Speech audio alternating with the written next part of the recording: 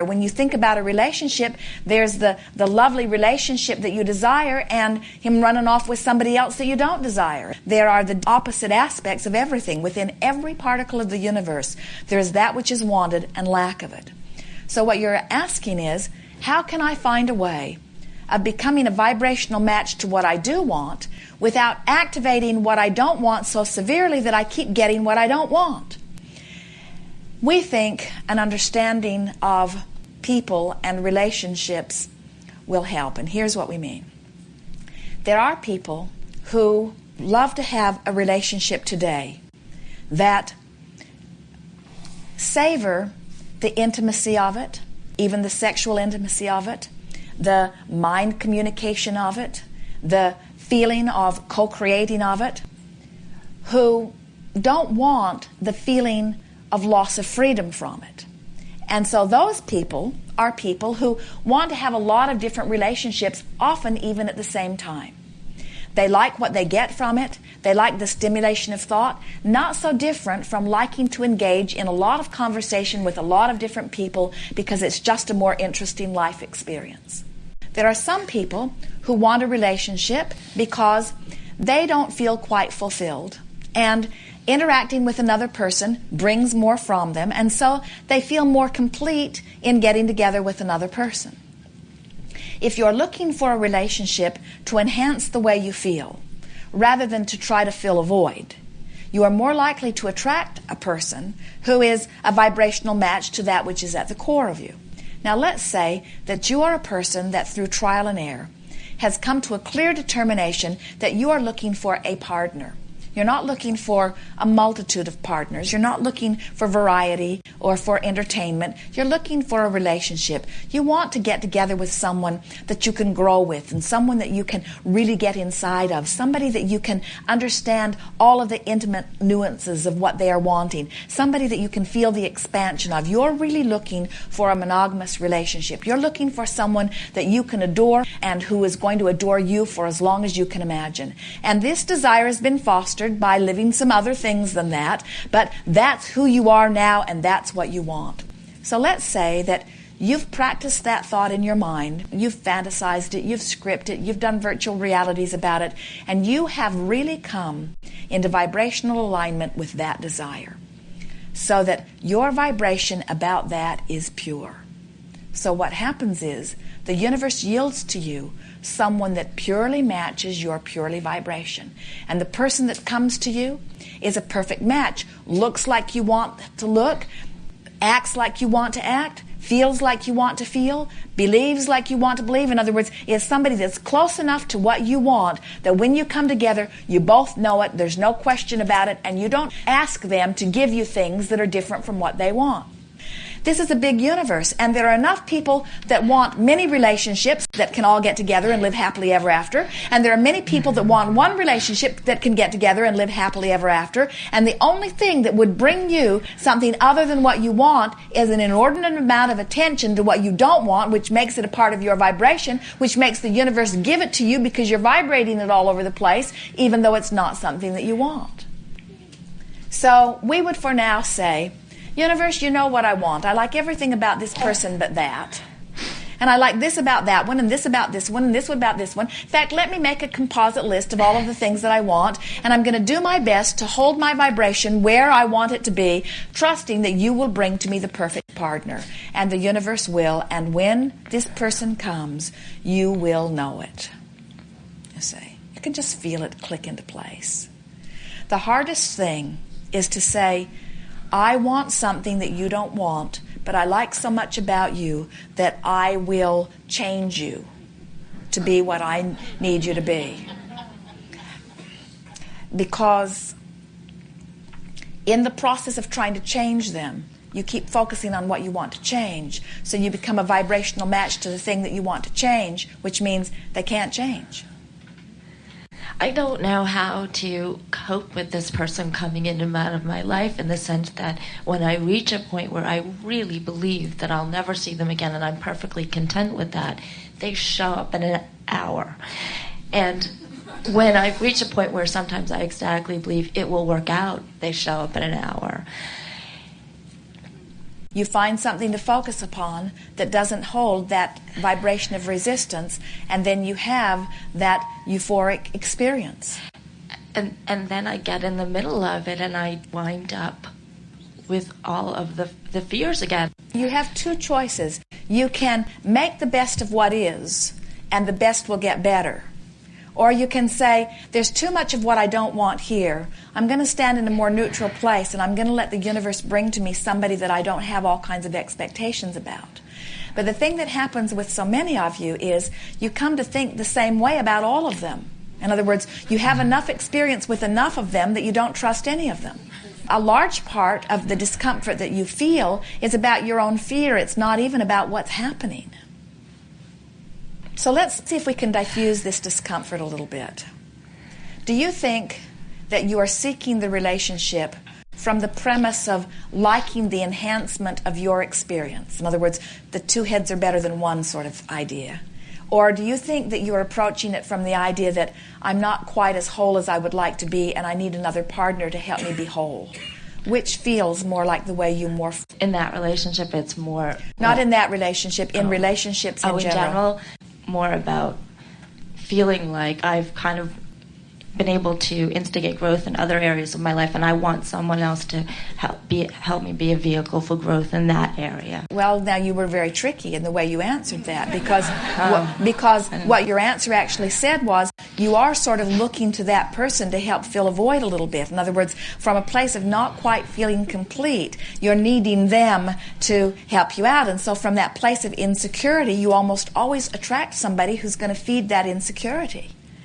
So if you could begin for a little while saying, I'm looking for a partner, in the same way when you think about going to dinner and you think about somebody that would be fun to talk to. At dinner last evening, as Jerry and Esther were chewing with one another, Esther thought, there's nobody that I would rather be nose to nose with in a conversation with. In other words, it was so interesting, it jumped all over the place, it was so much fun, it was so satisfying. So there is something really stimulating about getting with somebody on your same wavelength who's interested in the same sort of things that you're interested in, and parlaying the discussion into new places. And so, as you say, that's what I'm looking for in a relationship. I'm not looking for someone to fill a void. I'm looking for someone to play with, someone to have fun with, someone to co-create with. And so that part of the vibration is all healthy, you see. Let's say that you have a partner that you are together with, and you have really good conversations together. And you always come to a clearer place no matter what you talk about. It's really fun. Does it bother you if you find out that that person talks to other people? No. Interesting. So it's all right with you if that person co-creates with you in thought and in word and co-creates with others. In other words, that's all right with you. Yeah. So you're really not wanting to own the soul of this other person. You're wanting this person to still be free and have a real life that's apart from yours in some sense, who is out there gathering data and comes together with you. And when you come together, you are more than either one of you could have been individually because you have different perspectives. So when you come together, you enhance each other's experience. All of that's very delicious and nice, isn't it? Mm-hmm. So would it bother you if that person went off and had other experiences with other people? And you say no. And we say, then why does it bother you that this person wants to have other, what you would call, relationships with other people? What is it about that that makes it more uncomfortable? Well, it limits our ability to create a relationship, because in a simple time factor or in a simple way of, then you don't have the experience of living in a house and creating a family with that person. All right, so then as you have that experience, you start identifying your desire more clearly. You're now thinking about houses and you're thinking about family. You're thinking about something more than as the relationship started. And so as you amend your desire to the universe, do you understand that the universe now can bring you someone that's more a vibrational match to that you are wanting? But if you're focusing upon this person and what this person wants in relationship to that, now your vibration is muddled and the universe is giving you some of what you want and some of what you don't don't want. We can't put it to you any more clearly, and we know it's not the easiest thing to do when you're in the middle of something that you don't want. But you just got to think about what you want and speak about what you want, and not speak about what you don't want and not think about what you don't want, in order to have your vibration be clear enough that the universe is giving you only what you want. It's so nice when you look at someone who isn't quite right and say, I attracted every bit of you. And I could have left that part out if I'd been thinking. Yeah, and then you say, and it would have been easier for me to leave it out before I saw it, but I didn't know to leave it out until I saw it. I had this underlying insecurity that has manifested in this way, but now I've seen it. I know I've got this underlying insecurity, and now I'm going to deliberately not focus on that anymore by focusing upon all of the aspects that are working. So I'm going to look at you, dear one, who has most of the things I want and some of the things I don't want, and I'm going to focus so intensely on the things that I adore that that is going to be the basis of my relationship with somebody, maybe you, maybe somebody else, but I'm not going to keep beating the drum of the part of you that's bothering me so that the part of you that's bothering me turns up in everybody that comes ever after. In other words, I'm going to start beating the drum of what I adore in order to be in a vibrational place where I start attracting what I'm wanting. People change as they move through different phases of their lives. And you said something so clear and so accurate when you said, we'll put our words to it, but it was what you meant. The needier I get, the faster he runs. The more secure I am, the faster he comes. It's always that way. In other words, why do you come when I don't need you, and why do you run away when I do? And we say, because law of attraction says that it must be that way. When you feel whole, things come to enhance your wholeness. When you feel broken, things come to enhance your brokenness, you see. And that's why you cannot fill a void. That's why the premise from which you attract your relationship is so important. You got to attract it from this viewpoint that you're going to add to what we do, but I'm not needy of you. I'm looking forward to what we will be together, but I'm whole in and of myself. It's never fair to throw a blanket over something and call it all the same. But this is a very common scenario we see. Women very often are wanting a feeling of security from a relationship. It's the most pressing thing that they want. Now, we don't recommend it, but it's sort of where many of you are. And men are more predominantly wanting a sense of freedom, and the two don't go very well together, because the more insecure you feel, then the less free he feels. And the more free he feels, the more insecure you feel. And so you sort of beat up on each other in this. And so what we would say to you as you are announcing your intentions with others, just come right out and say, I got to tell you, I'm really needy. And if you're not planning on staying around, then don't come in. And no one will ever come in. And you won't have that problem anymore. In other words, they'll never come in. Your dog's dead, and you don't ever have to get another one. So you don't ever have to worry about that dog dying again. But what happens is you miss all of the joy that you could have in the exposure to the experience. And so what you might say instead is, I'm a little needy, I don't want to be.